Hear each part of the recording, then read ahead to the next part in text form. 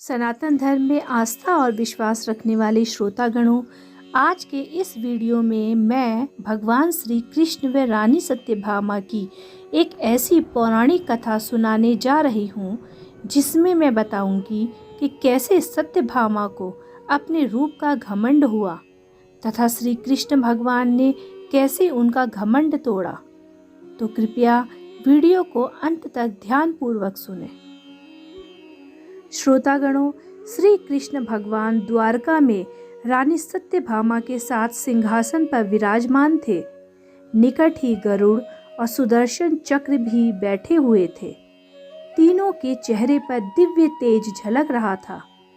तब बातों ही बातों में रानी सत्यभामा ने श्री कृष्ण से पूछा कि हे प्रभु, आपने त्रेता युग में राम के रूप में अवतार लिया था। सीता आपकी पत्नी थी, क्या वे मुझसे भी ज्यादा सुंदर थी? यह सुनकर द्वारकाधीश समझ गए कि रानी सत्यभामा को अपने रूप का अभिमान हो गया है। तभी वहां बैठे गरुड़ ने भी श्री कृष्ण भगवान से कहा कि हे भगवान, क्या दुनिया में मुझसे भी ज्यादा तेज गति से कोई उड़ सकता है? यह सुनकर वहीं पर बैठे सुदर्शन चक्र से भी रहा ना गया और वे भी कह उठे कि हे भगवान, मैंने बड़े बड़े युद्धों में आपको विजयश्री दिलवाई है, क्या संसार में मुझसे भी शक्तिशाली कोई है? उन सब की बातों को सुनकर भगवान श्री कृष्ण मन ही मन मुस्कुरा रहे थे। वे जान रहे थे कि उनके इन तीनों भक्तों को अहंकार हो गया है, क्योंकि एक समय भगवान श्री कृष्ण ने अपनी पत्नी सत्यभामा को स्वर्ग से पारिजात वृक्ष लाकर दिया था। तब सत्यभामा को इस बात का घमंड हो गया था कि वह सबसे अधिक सुंदर है और भगवान श्री कृष्ण की अति प्रिय रानी है। इसी प्रकार सुदर्शन चक्र ने जब इंद्र के वज्र को निष्क्रिय कर दिया, तब उसे भी यह अभिमान हो गया था कि भगवान कृष्ण के पास युद्ध में जब कोई उपाय नहीं बचता है तो वह उसकी ही मदद लेते हैं। इसी तरह भगवान का वाहन गरुड़ भी यह समझने लगा था कि भगवान मेरे बिना कहीं जा नहीं सकते, क्योंकि मेरी गति का कोई मुकाबला कर ही नहीं सकता। भगवान श्री कृष्ण जानते थे कि उनके इन तीनों भक्तों को अहंकार हो गया है और अब इनका अहंकार नष्ट करने का समय आ गया है। तभी भगवान श्री कृष्ण ने लीला रची और हनुमान जी का स्मरण किया। भगवान श्री कृष्ण का स्मरण करते ही हनुमान जी जान गए थे कि उन्हें किस कार्य के लिए स्मरण किया गया है।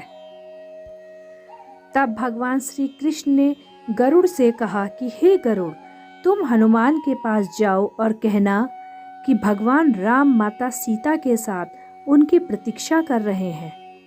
तब गरुड़ यह सुनकर भगवान श्री कृष्ण की आज्ञा लेकर हनुमान जी को लाने चले गए। श्रोतागणों, इधर श्री कृष्ण ने रानी सत्यभामा से कहा कि हे देवी, आप सीता के रूप में तैयार हो जाएं, और यह कहकर स्वयं द्वारकाधीश ने राम का रूप धारण कर लिया। उसके बाद भगवान श्री कृष्ण ने सुदर्शन चक्र को भी आज्ञा देते हुए कहा कि तुम महल के प्रवेश द्वार पर पहरा दो और ध्यान रहे कि मेरी आज्ञा के बिना महल में कोई प्रवेश न करे। तब भगवान श्री कृष्ण की आज्ञा पाकर सुदर्शन चक्र महल के प्रवेश द्वार पर तैनात हो गए। वहीं दूसरी तरफ गरुड़ ने हनुमान के पास पहुंचकर कहा कि हे वानर श्रेष्ठ, भगवान राम माता सीता के साथ द्वारका में आपसे मिलने के लिए प्रतीक्षा कर रहे हैं, इसीलिए आप मेरे साथ चलें, क्योंकि मेरी गति बहुत तीव्र है। इसीलिए मैं आपको अपनी पीठ पर बैठाकर शीघ्र ही वहां ले जाऊंगा। तब गरुड़ की बात सुनकर हनुमान जी ने विनय पूर्वक गरुड़ से कहा कि आप चलिए, मैं आता हूँ। यह सुनकर गरुड़ ने सोचा, पता नहीं ये बूढ़ा वानर कब पहुँचेगा। खैर, मैं भगवान के पास चलता हूँ। यह सोचकर गरुड़ शीघ्रता से द्वारका की ओर उड़ चले।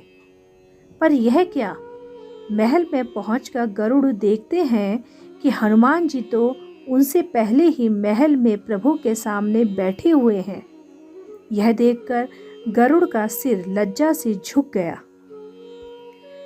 तभी श्री राम ने हनुमान जी से कहा कि हे पवन पुत्र हनुमान, तुम बिना आज्ञा के महल में कैसे प्रवेश कर गए? क्या तुम्हें किसी ने प्रवेश द्वार पर रोका नहीं?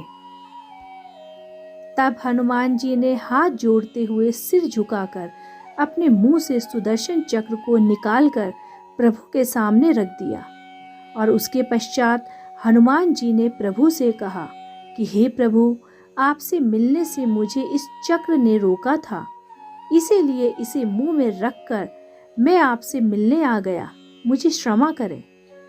यह सुनकर भगवान मन ही मन मुस्कुराने लगे और यह सुनकर सुदर्शन चक्र का सिर भी लज्जा से झुक गया। उसके पश्चात हनुमान जी ने हाथ जोड़ते हुए श्री राम से प्रश्न किया कि हे प्रभु, आज आपने माता सीता के स्थान पर किस दासी को इतना सम्मान दे दिया कि वे आपके साथ सिंहासन पर विराजमान है? अब रानी सत्यभामा का अहंकार भंग होने की बारी थी। उन्हें अपनी सुंदरता का अहंकार था, लेकिन हनुमान जी द्वारा बोले गए ऐसे वचनों से रानी सत्यभामा का अहंकार पल भर में चूर चूर हो गया था। अब रानी सत्यभामा, सुदर्शन चक्र व गरुड़ तीनों का गर्व चूर चूर हो गया था।